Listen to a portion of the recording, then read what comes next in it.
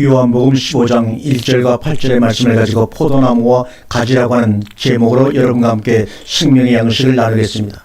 우리가 포도나무와 가지라는 제목으로 우리가 많은 설교를 들었습니다. 오늘은 어떠한 깨달음의 말씀을 우리에게 주시는지 궁금한 마음으로 오늘 말씀을 진행해 나가도록 하겠습니다. 우리가 덴마크 여성들에 따르면 커피가 우리 몸에 미치는 영향은 주님의 말씀이 우리 영혼에 미치는 영향과 같다고 합니다. 그 이유는 커피를 마실 때 따라오는 경험, 바로 거기에 가치를 두고 있기 때문이라고 그들은 얘기합니다. 내가 온 것은 양으로 생명을 얻게 하고 더 풍성히 얻게 하려 함이라고 말합니다. 여기서 생명은 우리가 말하는 인간들의 수명을 얘기하는 것이 아닙니다. 생명조회. 우리가 생명이라고 하는 것은 수명이 아닙니다. 이것은 생명을 받은 자만이 경험하고 고백할 수 있는 내용입니다. 여기서 조회란 생명이란 눈부시게 화려하고 열정적인 삶을 의미합니다. 그래서 눈부시게 화려하다는 것은 빛의 성분이고 열정적이라는 것은 마음이 끓어오르는 것, 그래서 넘쳐남을 열정적이라고 우리가 말합니다. 우리가 세계는 세 가지 삼원색이 있습니다. 빨강, 노랑, 파랑입니다. 여기에서 이 세 가지의 삼원색에서 수천 가지, 수만 가지 색이 나오는 것 같이 생명의 본질도 그와 같습니다. 강가에서 빨래하던 자색 옷감 장수인 루디오와 바울의 만남으로 빌립보 교회가 탄생이 되었습니다. 정말 어울리지 않는 조합이지만 하나님은 그러한 조합을 통해서 유럽을 복음화시키고 유럽 선교의 전초의 기제가 되었음을 사도행전 16장에서 우리에게 말씀해 주고 계십니다. 복음과 옷감의 만남과 그 천으로 텐트를 만드는 바울과 루디아의 환상의 조합, 저도 여러분도 이러한 조합으로 만나기를 간절히 기도하며 지금도 인내로 기다리고 있습니다. 우리가 청바지를 좋아하는 사람들은 리바이스 청바지를 정말로 하나씩 갖고 싶어 합니다. 이 리바이스라는 것은 원래 옷감이 아니라 광산의 천막을 만드는 청막용 천이었습니다. 그런데 어느 날 금이 다 나오지 않자 금강에 폐쇄되고 말았습니다.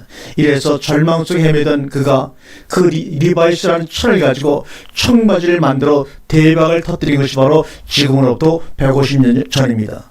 그것이 바로 그것을 만든 사람 리바이 스트라우스가 창업을 했습니다. 세상에 광산의 천막년 천을 가지고 청바지를 만들어서 그것도 150년 전에 지금까지 많은 사람들이 좋아하는 그런 바지를 만났다는 것이 어떤 이유를 우리에게 말씀해 주고 있을까요? 야행성 고양인 커피루아기 커피콩을 먹고 짜는 배설물을 가지고 만든 커피가 세계 최고의 커피로 등극했다는 것은 우리가 이미 알고 있습니다. 예수님은 말똥 냄새를 맡고 태어나셔서 쓰레기 냄새를 맡으며 골고다 산성에서 돌아가셨습니다. 골고다라는 말은 예루살렘의 쓰레기 집합장입니다. 우리나라 말로 하면 바로 난지도라고도 할 수 있는 지역에서 십자가에 돌아가셨습니다.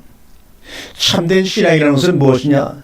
땅에 묻힌 썩어 빠진 쓰레기를 보물로 변화시키는 하나님을 보여주는 위아래 앞뒤가 완전히 뒤집힌 삶 속에 나타나는 하늘의 이야기인 것을 여러분 아시는지요? 여러분의 진정으로 참된 신앙을 가지고 있다면 여러분 가운데는 그 땅에 묻힌 그 수많은 쓰레기를 보물로 변화시키는 여러분의 삶의 아름다운 이야기들을 여러분은 보여주실 수가 있을 것입니다. 하나님이 당신의 고난과 고통을 취하여 그분의 영으로 뒤흔드시면 세월 지옥도 실로 천국으로 변할 수가 있습니다. 하나님은 벌어진 깡통을 두들겨 보석함을 만들어 내시는 분입니다.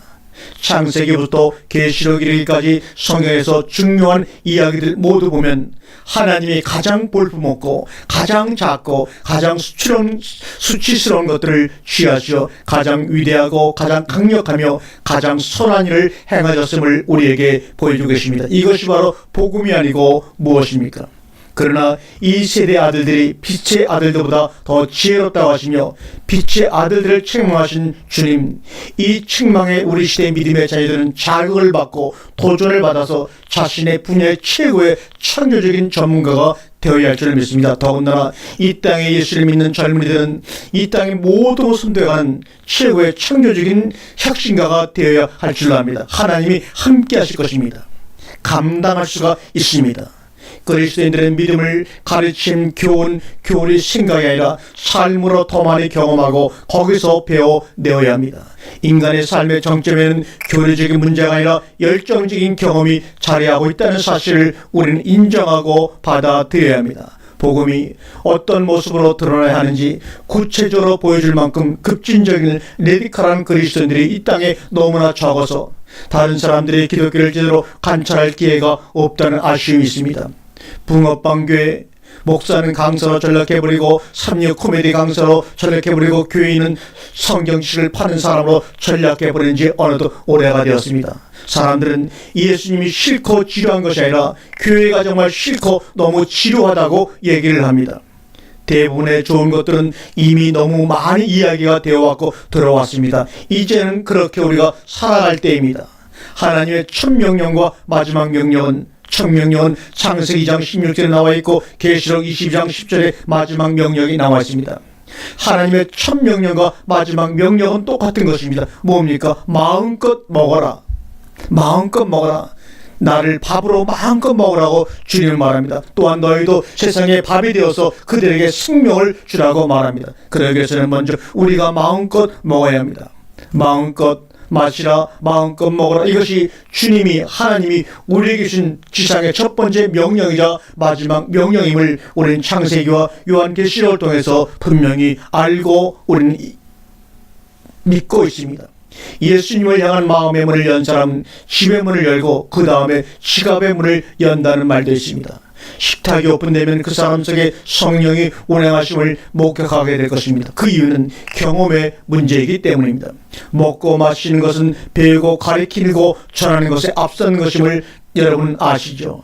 경험케 하시고 참여하게 하여 서로 주 안에서 관계를 맺게 하십니다. 주님은. 그런데 우리는 어떤 삶을 지금 살고 있습니까? 사랑하는 성도 여러분, 이 방송을 듣는 여러분, 당신의 집과 식탁은 과연 열려 있습니까? 당신의 지갑은 가난하고 힘든 이웃을 향하여 열려 있습니까? 당신의 집에 초인종이 울리면 누구세요라고 묻습니까? 아니면 먼저 어서 오세요, 반갑습니다라고 응답을 합니까? 여기에서 여러분의 신앙과 믿음은 갈라지는 것입니다. 여러분의 정체가 드러나는 것입니다.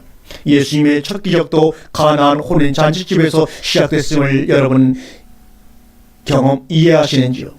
옥합을 깨뜨린 여인도 바리새인 집에서 식사하시는 예수님께 발의 향유를 부음으로 시작되었습니다. 하물며 배단이 나병 환자 시몬의 집에서 식사하실 때 예수의 머리에 부음으로 내 장례를 위함이라고 주님은 그 여인을 칭찬해 주었습니다. 탕제의 비유에서도 아버지가 돌아온 아들을 위해 손을 잡고 잔치를 베풀어 그 기쁨을 표현하신 것을 우리는 이미 알고 있지 않습니까? 마가복음 20장 10절의 최후의 만찬을 여러분 기억하시죠? 21절에 보니까 그들이 먹을 때 내가 진실로 이르노니 너희 중 한 사람이 나를 팔리라. 그들이 먹을 때 예수께서 떡을 가지고 축복하시고, 초대교회도 사도행전 2장 46절에 성전에 모이기를 힘쓰며 집집마다 돌아가며 떡을 떼며 기쁨과 순전한 마음으로 음식을 나눴습니다. 식사를 같이 하였습니다. 원줄기에 내가 붙어있나 알 수 있는 길은 열매로 아는 것입니다. 열매를 맺기 위해선 우선적으로 첫 번째로 화려하고 드러나고 시선을 모으던 꽃이 일단은 시들어 떨어져야 합니다. 그런데 우리는 꽃이 시들어 떨어지는 것을 절대로 용납하지를 못합니다. 두 번째, 그리고 주변의 벌과 나비에게 내 몸 안에 있는 꽃가루와 꿀을 내어줘야 합니다. 자신의 소중한 것들을 내어주어야 우리는 가지에 붙어있는 그 가지로부터 열매를 맺을 수가 있습니다. 세 번째, 포도나무의 광합성 작용입니다. 뿌리로 물을 흡수하고 태양을 통하여 빛을 흡수할 때 대기 중에 탄소를 흡수하여 광합성 작용을 하여 인간에게 필요한 산소를 내어줘야지만 그 포도나무는 열매를 맺을 수가 있는 것입니다. 그래야 나무가 살고 열매를 맺습니다. 그렇지 않고서는 30배, 60배, 100배의 열매를 맺을 수가 없습니다. 이것을 우리는 피움이라고도 말하고 내려놓음이라고도 말하고 있습니다. 천국에서 만나 영원히 함께 살 하나님의 자녀들이라고 말로는 100번 1000번 하면서 왜 우리는 서로 온전한 관계를 맺고 살아가지를 못하는가 이 말입니다. 같은 예수 믿는 사람들끼리도, 예수 믿는 교회끼리도, 교인끼리도 내 교회, 내 교인 아니면 편류야, 이게 웬 생뚱맞은 이야기를 한다는 말입니까? 다윈이 진화를 연구하면서 3,000통 이상의 목사님들과 편지를 주고받고 왕래했으나, 그러다가 다윈이 가장 사랑하는 그의 장남이 죽자 하나님은 인간의 생명을 주관하는 분이 아니시다 하면서 신앙을 버리고 그의 연구에서 하나님을 빼고 진화론을 주장했다고 그의 책에서 얘기하고 있습니다. 그는 그럼에도 불구하고를 경험치 못했습니다. 너무나 안타까운 일이죠. 연합 모임을 가져도 촌스럽게 초등학생도 눈치채게 예수님은 변들 위에 이름만 빌려주시고 밀려나가 계시는 것 같은 현실이지 않습니까? 이러니 누가 교회와 성도들에게 감동을 받을 수가 있습니까?